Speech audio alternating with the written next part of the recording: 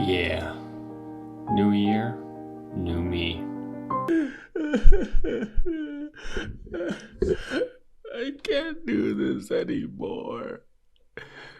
Also, this cup was empty for the bit the whole time. It doesn't even have anything in it. And the Oscar goes to...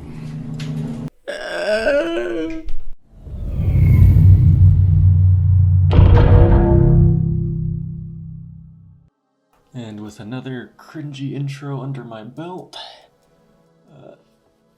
let's get into a status update on this project.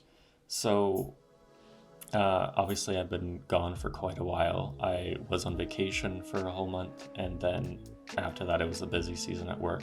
So last time I was working on implementing the cornstalk models, but I ran into some issues with the animations, and something I'm gonna have to look into now and try and figure out, because I really want to get the corn stalks in there and hopefully animated. And in addition to that, adding some atmospheric effects like fog, basically just to set up the tone of the scene and get an idea of what the final game will look like, hopefully.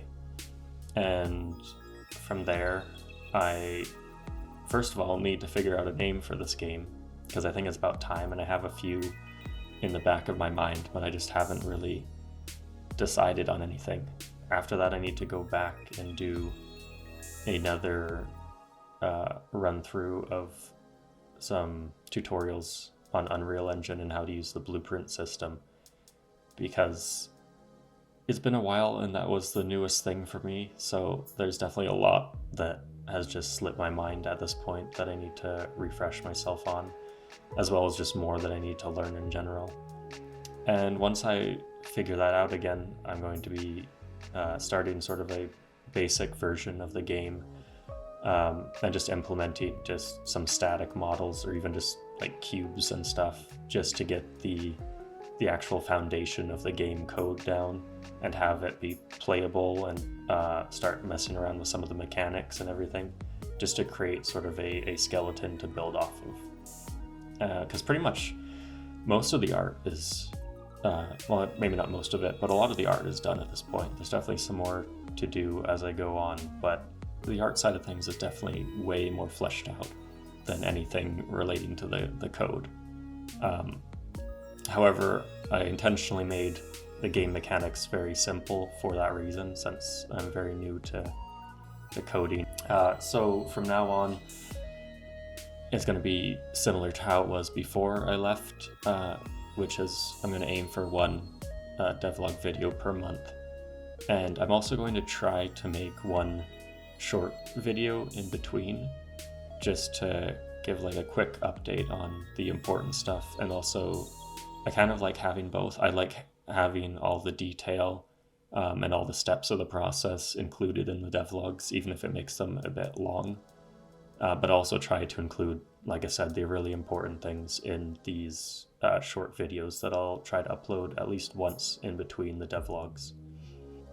And so the last thing I wanted to talk about was comments. And I really don't want to sound like someone who's begging for engagement. However, I just wanted to let you guys know that I just love reading through all of them, whether they're encouraging comments, letting me know that I'm doing a good job, or just helpful comments trying to give me feedback and let me know what I could do better, either on the videos or on the project itself. So if you have any sort of feedback or just comments that you want to make at all on my video, please don't hesitate to leave them for me, because I will read them and I will appreciate it a lot. So with all that said, let's dive in, and I hope you guys enjoy the progress that I made over the last month. By the way, I'm making a gramophone this video. Okay, bye. So I started out just by asking ChatGPT a few straightforward questions, but I think there must have been some sort of miscommunication, because it wasn't really giving me the answers I was looking for. So I tried again and put my second question a little bit more eloquently, and I think by doing that it understood what I was putting down a bit better. And of course had to remember my manners, just in case. And so, after a bit more research, I present to you 3 crazy facts about gramophones that you'll remember until you forget. Fact number 1. This is a gramophone. Fact number 2. A gramophone consists of a horn, tone arm, sound box, and a turntable. Fact number 3. A gramophone works by cranking this thing, then magic happens in here, disc goes spinny spinny, needle goes woobly woobly, and boom, sound. Alright, so let's get started. As soon as I opened Photoshop, I was confronted by the new generative fill tool, and so I figured why not try it out. It's going to take my job eventually anyway, so might as well see if it can save me a few hours now, but that clearly wasn't going to happen today. So instead I just decided to suck it up and do it the old-fashioned way.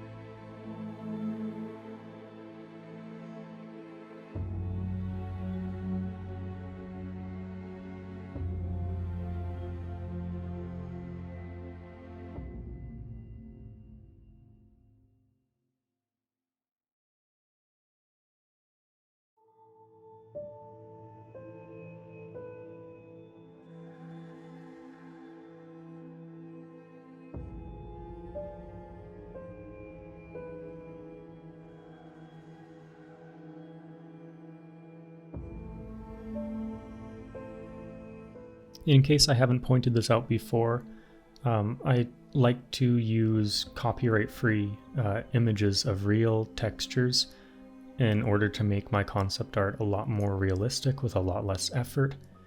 And the reason simply being that because this is concept art, its main purpose is just to convey the final idea that you want to realize in whatever format it is, whether it's a 3D model or an animation or anything of that sort. And you want to do that as quickly as possible with as little effort as possible. And of course, especially in my case, because I'm making all of the assets myself from scratch, so I need to conserve as much time and energy as I can to doing those other aspects of the development process. So making these concept arts really quickly, but also as detailed as possible, is really important for me. Also, this color scheme is one that was really important for me right from the moment I was looking up references and trying to imagine how the Gramophone would look in game. I really wanted to go for this reddish orange kind of coppery look with a bit of this corroded blue-green hue mixed in.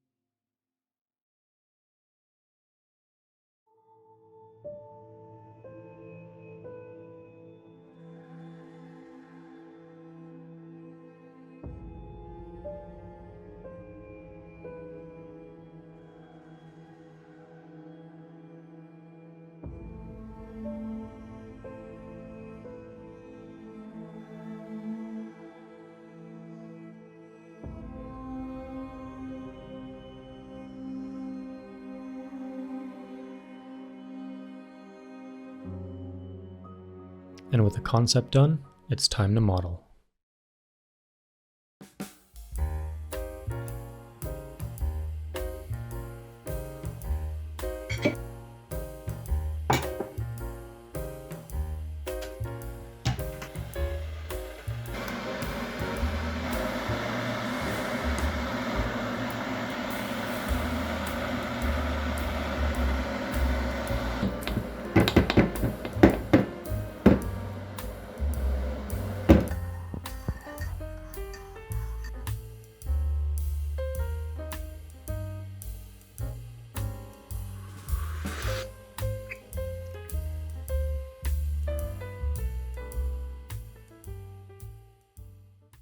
And right back to business.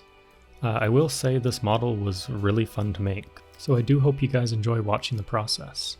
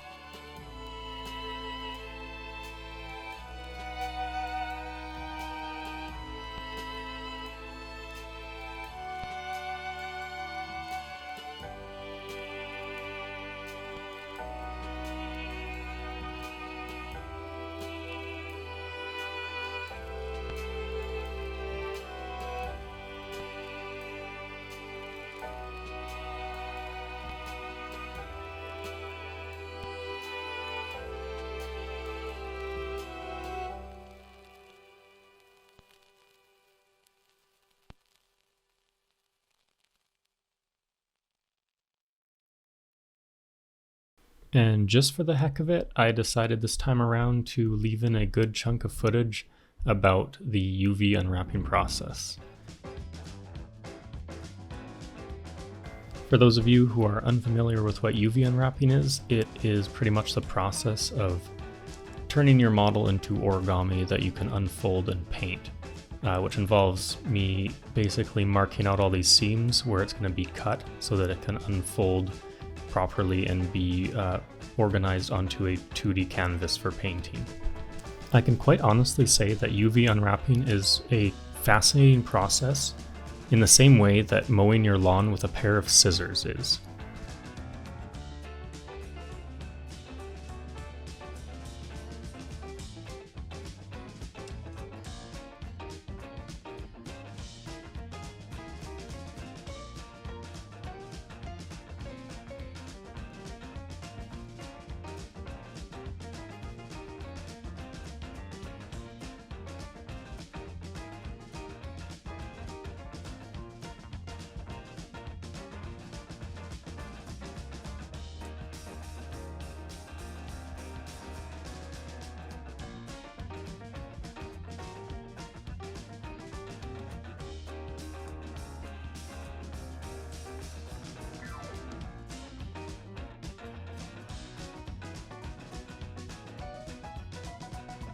Because of how resource intensive games are on your PC, it's usually good practice to use your texture space as efficiently as possible, which means creating these very tight UVs, sort of like putting a puzzle together. And as you can see, this is the final UV for all of the box parts, and here is the one for all of the horn parts.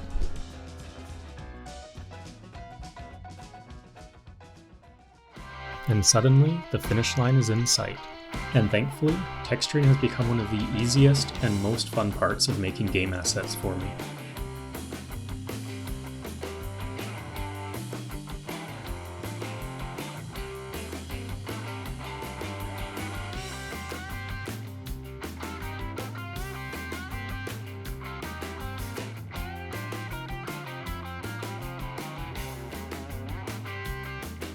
You can see here how pretty much right away I started on the orange and green-blue hues that I worked so hard on in the concept art, just to really bring that idea into the textures and see how they look on the 3D model.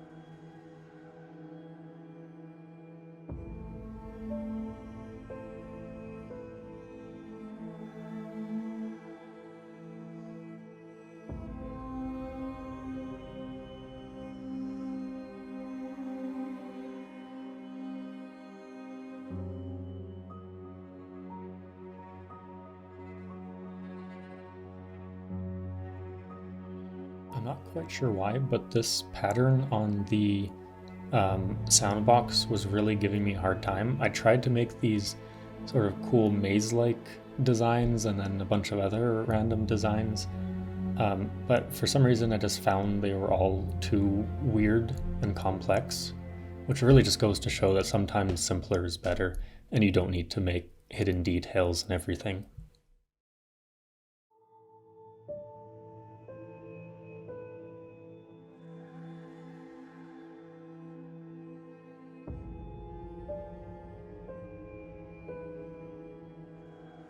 This is the moment where I discovered a very simple but kind of cool technique to make metals look like they were sort of welded together, which is really just to make a layer that has a positive height value, so it makes it look like ridges when you paint over it.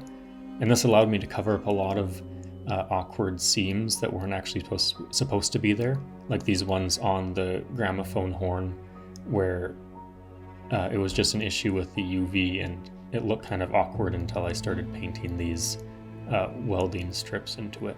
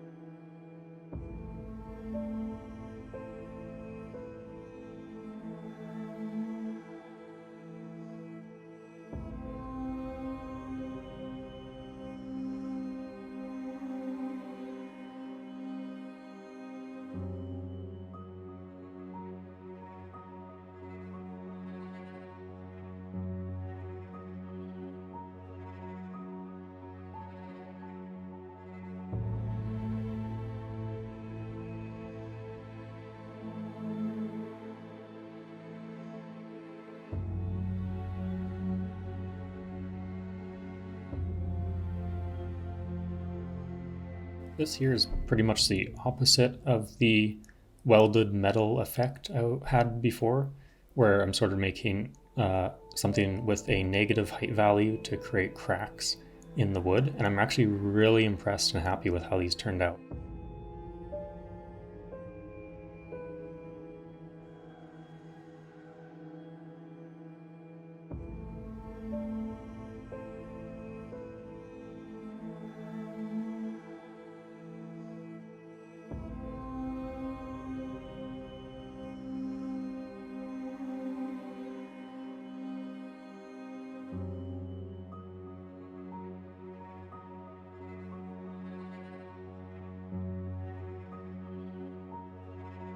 Here is an example of something that, instead of simpler is better, I would define as subtler is better. Because I really wanted some form of details on the box, but obviously I didn't want it to be too ornate or fancy or in your face.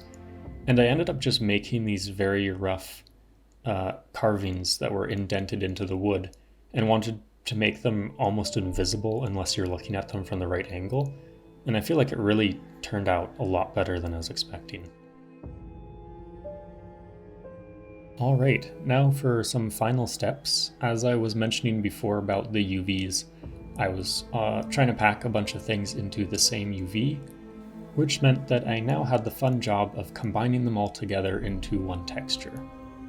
And so many tedious hours later, and I was finally able to combine them all in Blender so that I could put together a final scene. So after connecting all those textures back up, I decided to start playing around with some spooky lighting. And off camera, I also made a vinyl disc, and I kind of wish I recorded that process, but I figured it would be a super easy, quick one. But in any case, it's done now, and without further ado, I present to you all the product of all my pain and suffering.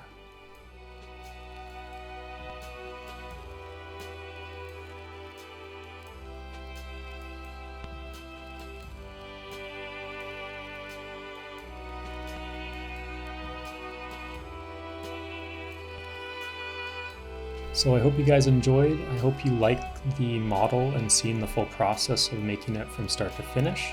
Please let me know what you guys think. Any feedback on the video and the project are welcome. And I will see you guys next time with another update.